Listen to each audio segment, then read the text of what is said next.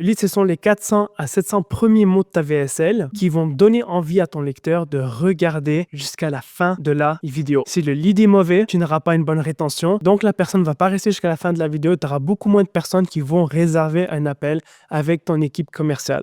C'est pour cela que c'est super important de consacrer beaucoup de temps sur ton introduction pour justement avoir une bonne rétention et avoir plus de calls. Donc, s'il y a une chose que tu peux modifier, bien améliorer aujourd'hui dans ta présentation, c'est le lead. Si tu fais uniquement cela, je te garantis que tu vas avoir plus de calls dès demain. Et je vais te montrer un exemple par la suite. Donc, un lead, c'est un peu comme un trailer d'un film. Si le trailer est bon, ça va te donner envie d'aller au cinéma pour regarder le film. S'il n'est pas bon, tu ne vas pas aller au cinéma. Donc, il y a plusieurs éléments pour rédiger un bon lead, une bonne introduction. Donc, les 3 premiers, les plus importants, il faut créer un sentiment de nouveauté. Il faut que ce soit différent, il faut que ce soit unique. Pourquoi? Parce que si ton prospect a déjà vu le même message plusieurs fois, il va tout simplement se dire « Ok, j'ai déjà vu ça, j'ai déjà entendu ça, je vais quitter et faire autre chose. » Donc, c'est pour cela que c'est super important d'apporter ce sentiment de nouveauté, que ta solution, ta méthode soit différente et unique. Ensuite, il faut piquer énormément la curiosité.